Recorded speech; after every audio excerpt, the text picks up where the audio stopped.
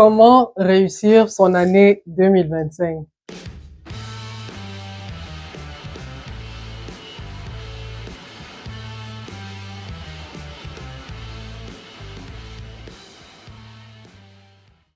Bonjour à tous, bienvenue sur la chaîne Potential and Mindset. Je suis Priscille Atanganambida et sur mes réseaux sociaux, j'ai pour mission d'amener les femmes à croire en leur talent.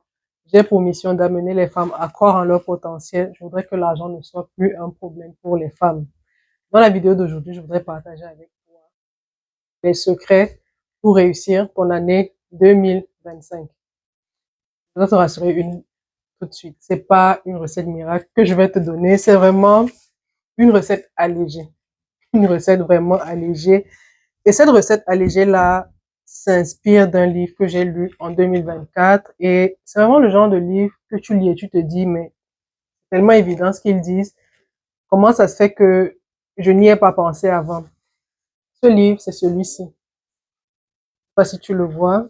Je me rapproche là de toi. De 12 Week Years. Je l'avais déjà recommandé dans une vidéo, mais vraiment, c'est un livre qui est vraiment une recette allégée pour réussir son année. Quand je dis recette allégée pour réussir son année, c'est parce que dans la suite de la vidéo, vous allez comprendre. Généralement, quand on parle de réussir une année, euh, les premiers jours, les premières semaines, les premiers mois pour les plus forts sont vraiment, on est au top, mais après, on se refroidit. Mais la perspective que Brian Moran et Michael Lennington ont donnée dans ce livre est inspirante dans la mesure où elle ramène vraiment la réussite de son année à une échéance beaucoup plus courte qui facilite le suivi. Parce que quand on dit à quelqu'un réussir son année 2025, c'est que la personne va voir janvier, février jusqu'en décembre 2025. Mais il faut savoir que pour réussir de janvier à février à décembre 2025, c'est vraiment ce qu'on va faire chaque jour pendant 2025. Et voilà donc la recette allégée que ces deux auteurs nous donnent. C'est ne vois pas l'affaire en termes d'année. C'est-à-dire que ne visualise pas l'année. Visualise vraiment l'affaire au jour le jour. Fractionne l'affaire de sorte que tu la ramènes à quelque chose qui est non seulement confortable pour ton cerveau, mais confortable aussi dans la mise en œuvre. Parce que quand quelqu'un va entendre, je veux réussir 2025, immédiatement il pense, je dois réussir pendant 365 jours. Et 365 jours, c'est long. À un moment, on se fatigue. À un moment, on, on, on veut juste se débrancher. Mais eux, dans ce livre, qu'est-ce qu'ils ont fait? C'est qu'ils ont ramené l'affaire à euh, 3 mois. C'est-à-dire que ils ont découpé l'année en 3 mois, c'est-à-dire en 4 trimestres. Donc, l'affaire finalement revient à 4 trimestres pendant lesquels tu dois avoir une certaine discipline, une certaine constance.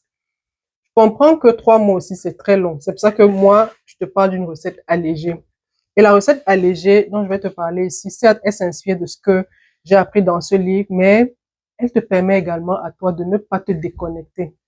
Elle te donne aussi les éléments que moi j'ai expérimentés et qui me donnent la force de continuer. Parce que je vais pas te mentir que quand l'année commence, je suis en feu comme toi, je suis contente, je suis vraiment la personne la plus énergique, mais je ne suis pas sûre qu'en mai, l'énergie que j'ai aujourd'hui, je l'aurai encore en juillet.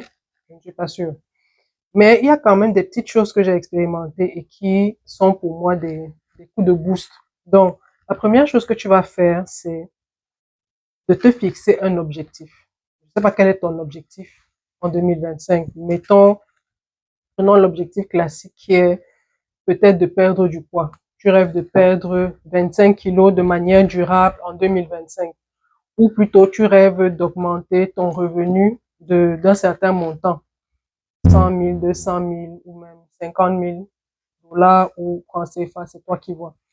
Donc, tu écris cet objectif-là et maintenant, découpe-le de sorte que il soit journalier. Pourquoi journalier? Parce que c'est vraiment quand quelque chose se fait de manière journalière que l'effet cumulé se produit, la magie de l'effet cumulé se produit. Tu vois, quelqu'un qui perd 20 kilos, ça prend du temps.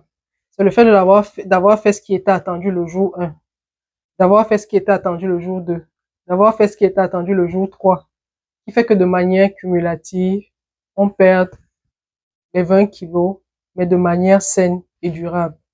C'est-à-dire qu'il n'y a pas quelque chose que tu vas faire en un jour qui va te faire perdre 20 kilos. Il y aura certes des périodes où tu auras une plus grosse énergie, c'est vrai. Il y aura des actions que tu vas mettre en œuvre qui seront plus explosives, mais ce que je veux que tu comprennes ici, c'est que le fait de répéter, répéter et répéter encore une action, c'est quelque chose de très puissant. Très puissant non seulement pour ton cerveau, mais très puissant aussi pour ton corps. Parce que l'objectif que tu veux atteindre, si c'est de perdre 20 kilos en un an, en 365 jours, c'est une surprise pour ton corps. C'est-à-dire que c'est quelque chose que ton corps n'a pas encore fait. À moins que tu aies déjà eu à faire, mais c'est quelque chose qui est inhabituel pour ton corps. Ce n'est pas la zone de confort de ton corps. La zone de confort de ton corps, c'est ce que tu es actuellement. C'est comment ton corps est actuellement. Mais les 20 kilos, la perte de 20 kilos vers laquelle tu veux amener ton corps, les 100 000 francs CFA ou dollars ou je sais pas, que tu veux avoir en supplément de revenus, c'est l'inconnu pour ton corps. C'est pas un endroit où ton corps est confortable. Mais ce que tu es en train de faire ici, c'est quoi? C'est que tu veux rendre ton corps confortable dans l'exercice de perte de 20 kilos. Tu veux rendre ton corps confortable dans l'exercice de gagner 50 à 20 à 100 000 dollars supplémentaires. Or, si tu veux que ton corps soit confortable dans cet exercice-là, il faut que tu ailles de manière graduelle. Je suis d'accord, on va te dire, mais si c'est quelque chose dont ta vie dépend, tu n'as pas besoin de motivation. Oui, tu n'as pas besoin de motivation, mais il y a aussi un gros risque, c'est que quand c'est brutal là, tu te décroches aussi vite parce que tu te dis, mais je suis pas capable, je suis pas, c'est trop fort pour moi, c'est un objectif trop grand. Mais la manière saine d'y arriver, c'est vraiment d'habituer ton corps, de faire des choses de manière journalière qui font en sorte que ton corps prenne l'habitude. Et il faut savoir que dans toute chose, dans toute réussite que tu vas voir, dans tout succès que tu vas voir, l'habitude, c'est la répétition qui a rendu ce succès-là possible. Si tu connais une personne aujourd'hui qui a un corps de rêve, si tu connais une personne aujourd'hui qui a une entreprise qui est vraiment florissante, si tu connais une personne aujourd'hui qui a une vie que tu apprécies, il faut savoir que le secret derrière cette réussite-là, le secret derrière ce que cette personne-là est devenue, c'est vraiment la répétition. C'est le fait d'avoir répété encore et encore et encore qui fait que cette personne-là est réussie, que cette personne-là soit la personne à succès que tu connais aujourd'hui. Donc, c'est vraiment la répétition qui rend l'affaire possible. Tout succès que tu vois, toute réussite que tu vois s'appuie sur une habitude qui a été prise, qui a été répétée. Et l'exercice de répétition, ce n'est pas un exercice confortable le premier jour. C'est pour ça que je veux que tu ailles graduellement, que tu regardes les choses vraiment d'une perspective avec laquelle tu es confortable aujourd'hui. Si aujourd'hui tu veux perdre 20 kilos en, sur les 365 jours, mais vraiment de manière durable, il faut que tu te fixes un objectif. Chaque jour, qu'est-ce que tu dois faire? Au 1er janvier, sur le mois de janvier, tu vas te donner l'objectif le plus light possible. C'est-à-dire que s'il est question pour toi de faire chaque jour 2 kilomètres, au mois de janvier, ne te fixe pas les 2 kilomètres. Ça va être pénible pour toi, surtout si tu n'as jamais eu à faire même un 500 mètres de manière journalière. Si tu plonges directement dans 2 kilomètres, ça va pas être possible. Pareil, si tu vas avoir 100 000 dollars ou 100 000 francs CFA de supplément de revenus, si je te dis que chaque jour, il faut que tu appelles 25 clients et que tu n'as jamais appelé de client dans ta vie, ça va pas être faisable. Donc, le premier mois ou la première semaine, le premier mois de janvier, fixe-toi un objectif avec lequel tu es confortable. Tu vois? L'intérêt ici, c'est quoi? C'est que cet objectif avec lequel tu es confortable va te permettre de gagner en confiance. Ton estime de soi va être boostée parce que tu comptes faire 2 kilomètres chaque jour, mais tu te donnes d'abord un objectif de 300 mètres.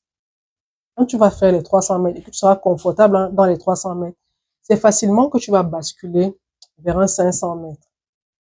Que tu vois. Donc, au début, donne-toi un exercice qui est vraiment à ta portée. Donne-toi un objectif qui est vraiment à ta portée. Ensuite, tu vas aller graduellement. Au mois de février, tu peux aller vers un objectif beaucoup plus élevé. Tu peux te dire, OK, je sais déjà, je suis déjà confortable à faire 300 mètres.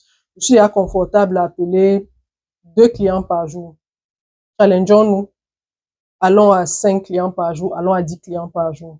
Tu vois ce qui se passe? C'est que au début, tu n'étais pas du tout confortable même à appeler seulement 2 clients. Mais tu as eu 30 jours pour en faire une habitude, pour que ce soit une action répétitive dans laquelle tu es confortable. Maintenant, quand tu passes à un niveau supérieur, c'est un switch qui n'est pas brutal pour toi. Tu vois un peu? C'est-à-dire que tu augmentes, mais pas de manière brutale. Pourquoi? Parce que ton cerveau aussi, faut pas qu'il lâche à un moment. Il faut pas qu'il se dise, mais tu m'envoies faire des choses qui sont impossibles. Parce que oui, ne te fie pas à ce que l'autre fait facilement. Ne te dis pas, mais l'autre peut le faire. Oui, l'autre peut le faire. Ça doit être un argument pour te motiver à te dire, tu es capable de le faire. Mais l'autre peut le faire ne doit pas être quelque chose qui te met la pression.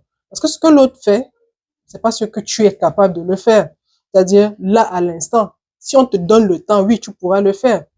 Mais là, à l'instant, avec les performances que tu as aujourd'hui, avec les capacités que tu as aujourd'hui, c'est pas sûr que tu pourras y arriver. Donc, donne-toi le temps. On va me dire c'est la méthode du paresseux. Écoutez, on n'a pas la même énergie. J'ai toujours l'habitude de le dire. On n'a pas la même énergie. On n'a pas la même force face à certaines situations. Il y a des mamans qui, en plus de se fixer ce genre d'objectifs annuels, ont une famille. C'est-à-dire que quand on vient encore leur mettre un élément qui est d'une telle pression, mais parfois elles se sentent juste nulles. C'est-à-dire que elles se regardent le soir et se disent, mais non, moi je n'y arriverai jamais. Si tu peux, maman, tu peux. Fixe-toi de petits objectifs, de petits challenges, vraiment qui sont à ta portée.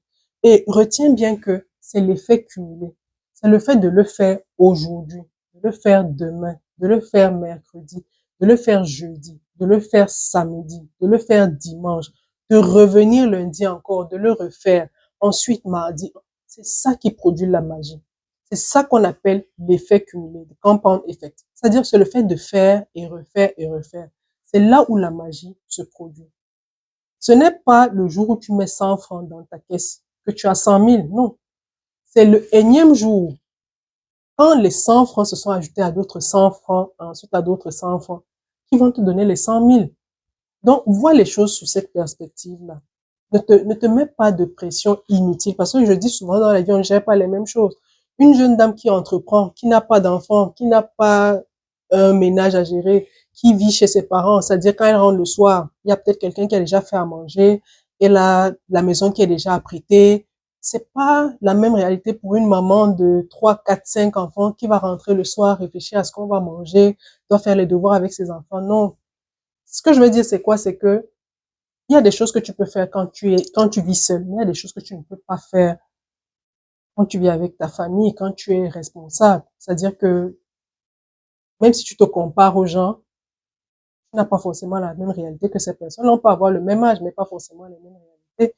Toi, tu peux avoir à t'occuper d'un parent, tu peux avoir un ensemble de contraintes qui font que euh, ce qu'une personne fait en se levant du matin, toi, tu ne peux pas te permettre. Pourquoi? Parce que toi, tu as peut-être un parent dont tu dois t'occuper, tu as des enfants que tu dois accompagner à l'école. Donc, il faut toujours adapter ces choses-là à la réalité. Il faut se faciliter la vie autant qu'on peut. C'est pas une course contre qui que ce soit.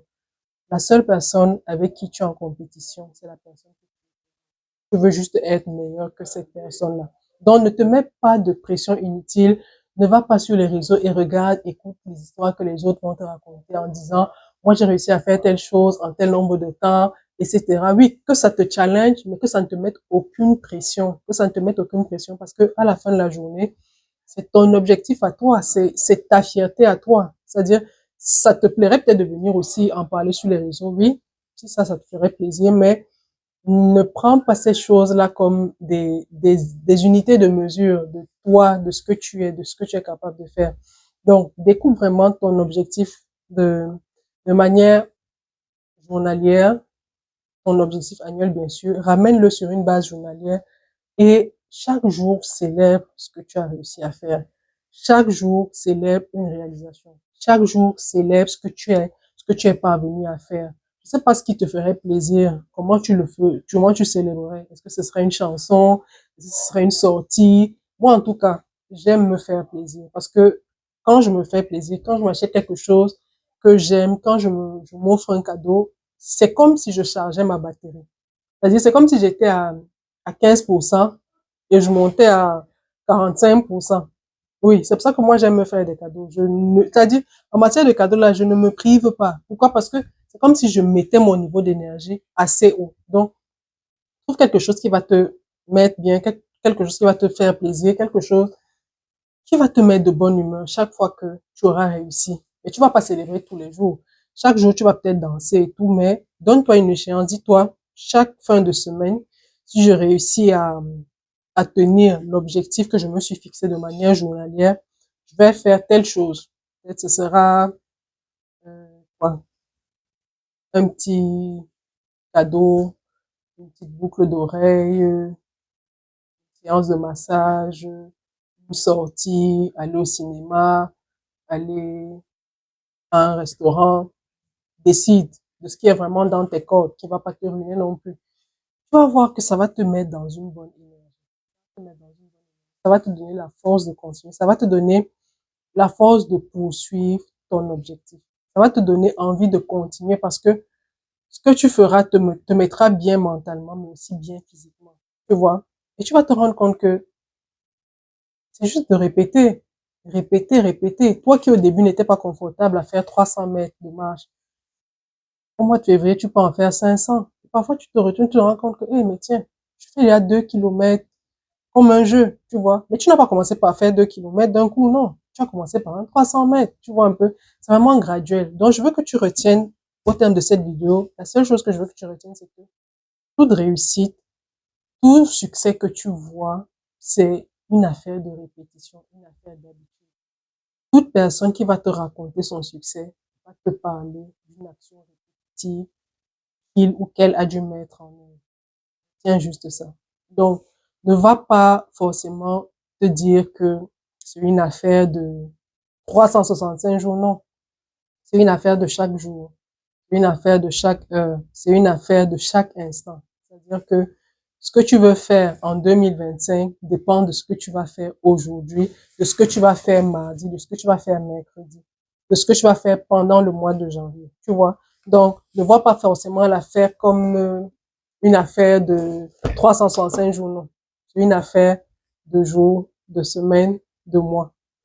Si j'ai envie de te donner peut-être un dernier conseil pour finir, c'est de toujours avoir un endroit où tu notes tout ce que tu fais, un endroit où tu notes tes réalisations, un endroit où tu notes tes challenges, un endroit où tu notes des choses qui vont t'inspirer, un endroit où tu peux relire tout ce que tu as eu à, pardon, tout ce que tu as eu comme pensée, a eu comme moment difficile dans ta quête.